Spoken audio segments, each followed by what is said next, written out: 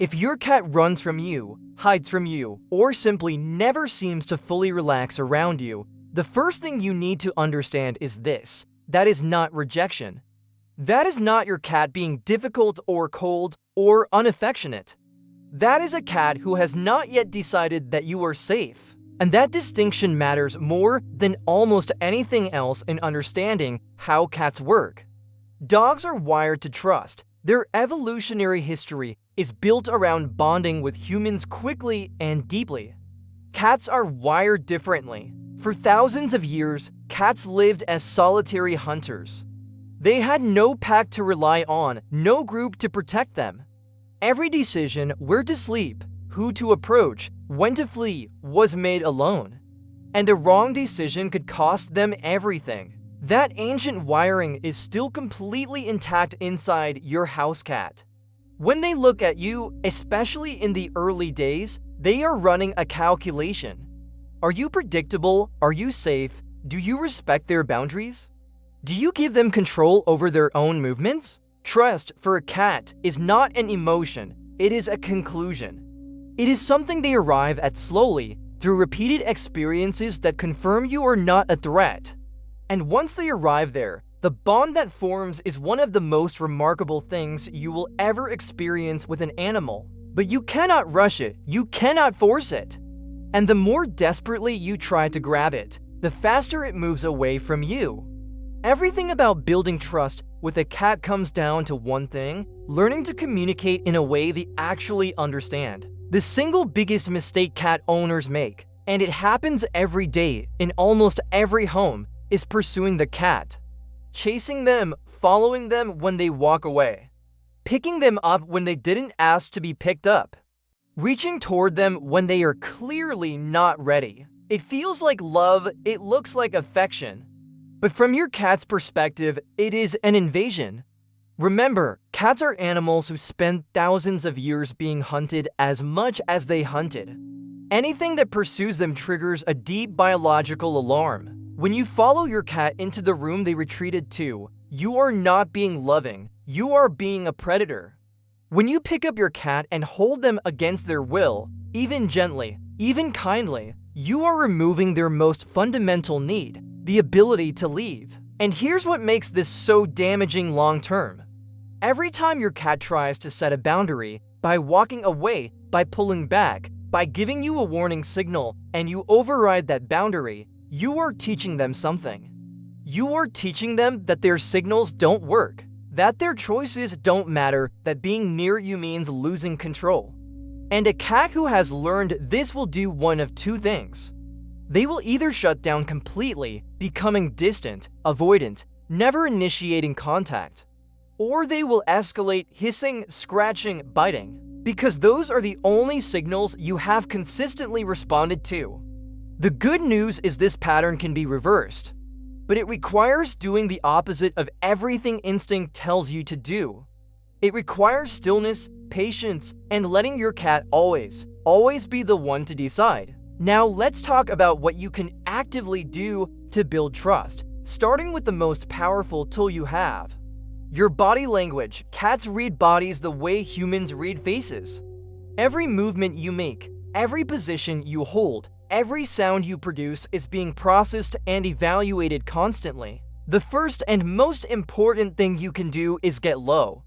When you stand above a cat, especially one that doesn't fully trust you yet, you are in a position of dominance. You are large, you are looming, you are everything a predator looks like from below. Sit on the floor, sit sideways, not facing them directly head-on. A direct face-on approach is a challenge in cat body language. Turning slightly to the side says, "I am not here to confront you. I am not a threat, I am simply existing near you." Second, use the slow blink. We've talked about this before, but in the context of trust building, it is even more important. Find your cat, make soft, relaxed eye contact. Then slowly, deliberately close your eyes and open them again. You are telling them in their own language, "I see you.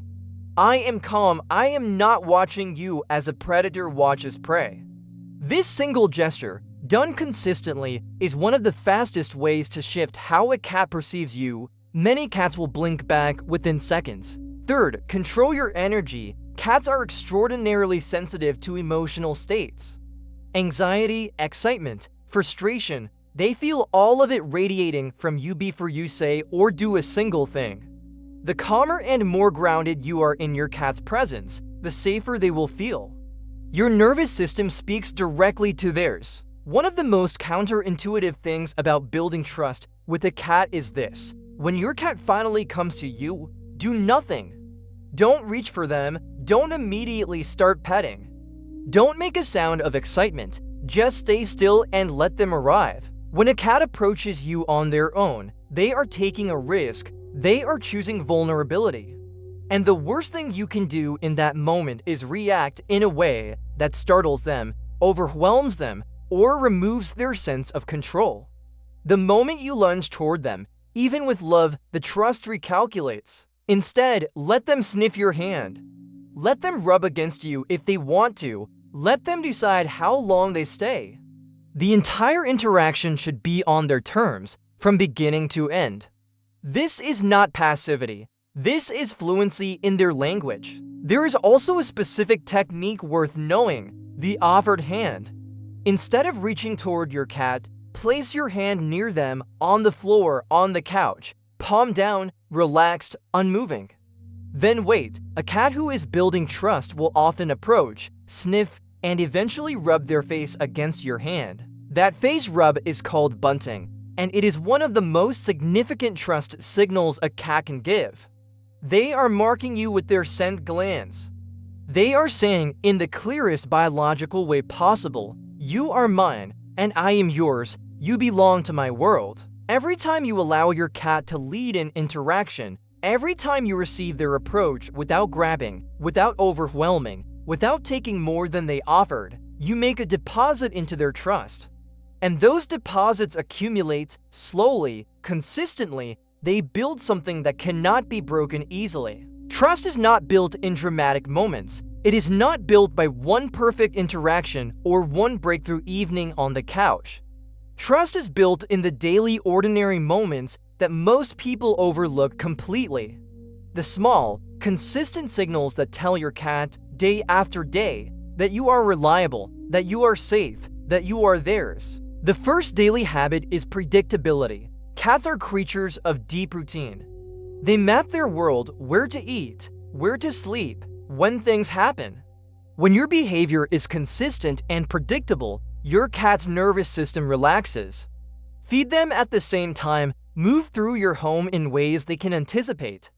Don't create sudden loud surprises. The second habit is respecting their space. Every cat has places they go to feel safe, a corner, a shelf, a hidden spot under the bed. When your cat retreats to that place, never follow them there. Never reach in after them. That space is their sanctuary. The moment you invade it, you destroy the one place they had that was entirely theirs. The third habit is play. Structured, daily play is one of the most underestimated trust builders that exists. When you initiate play with a wand toy, a feather, a laser, and you do it on their terms, stopping when they're done, you become associated with one of the most positive experiences in their day. Play also releases the hunting drive in a healthy way. A cat whose predator instincts are satisfied through play is a calmer, more trusting, more socially available cat.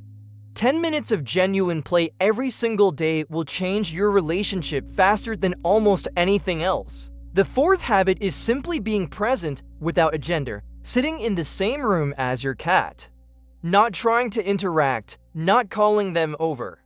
Not doing anything except existing in their space calmly. Over time, your cat begins to associate your presence itself with safety and comfort. You don't need to do anything. You just need to be there, consistently, quietly, without demand. Everything we've talked about so far applies to every cat. But there is a specific situation that requires even more patience, even more stillness, and an even deeper understanding, and that is earning the trust of a cat who has been hurt before. A rescue cat, a stray, a cat who experienced neglect, abuse, or simply too many sudden changes in too short a time. These cats are not broken. They are not lost causes. They are animals who learned, through painful experience, that the world is not safe and that the beings who approach them often bring harm rather than comfort. What they need from you is not pity. What they need is proof. Consistent, patient, undeniable proof that you are different. With a traumatized cat, the timeline extends. What might take weeks with a well-adjusted cat can take months, sometimes longer. And the most dangerous thing you can do is treat any milestone, a cat coming out from hiding, a cat allowing one touch, as a reason to accelerate. Every time you push past a milestone too quickly, you don't just lose that ground, you often lose more than you had before. The approach is the same, but the margins are smaller and the patience required is greater. Get low, slow blink, offer your hand without reaching. Sit in the same space without agenda. Let them set every single pace. And when they take one step toward you, internally celebrate, but externally do nothing different. Stay exactly as calm and still as you were. There will be setbacks. A loud noise, a visitor, a sudden movement will send them back to where they started. This is not failure. This is a nervous system that learned the world was dangerous, still recalibrating. Your job is to be the one constant thing that never confirms their fear. Every single time you remain calm when they expect chaos, every time you give space when they expect pursuit, every time you stay when they expect abandonment, you rewrite a small piece of what they learned. And over time, those rewrites accumulate. The cat who hid under the bed for 3 months eventually sleeps on your chest. Not because you forced it, because you proved it was safe to choose you. After everything we've covered, the mistakes, the body language, the daily habits, the patience required, there is one final thing to understand. What does trust actually look like in a cat? Because it often doesn't look the way people expect. It is quieter than most people imagine, more subtle, more profound. Trust looks like a cat who sleeps in the same room as you, not necessarily on you, not necessarily close, but choosing your space over any other space in the home. Trust looks like a cat who shows you their belly, not always inviting you to touch it, but letting you see it, which means they are not afraid of being vulnerable near you. Trust looks like a cat who follows you from room to room without being called. Not demanding attention, just wanting to be where you are. Trust looks like a cat who slow blinks at you from across the room unprompted. Not during petting, not during feeding, just because they looked at you and felt safe enough to say so. Trust looks like a cat who brings you their toys, who headbutts you in the morning, who sits with their back to you, which in cat language means, I am not watching the exits around you because I do not need to. You are not a threat. I trust what is behind me when you are there. Trust also looks like a cat who comes to you when they are scared. When there is a loud noise, when something unsettles them, and they come toward you rather than away from you.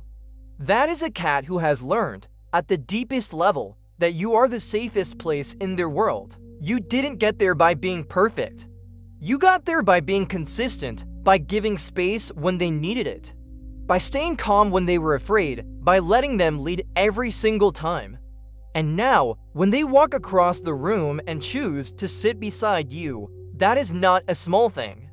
That is a wild, ancient, self-reliant creature deciding that of all the places in the world, they want to be next to you. Most people will never know what their cat is actually saying. You do now. Subscribe, and every week, we'll give you one more piece of the language your cat has a lot left to tell you.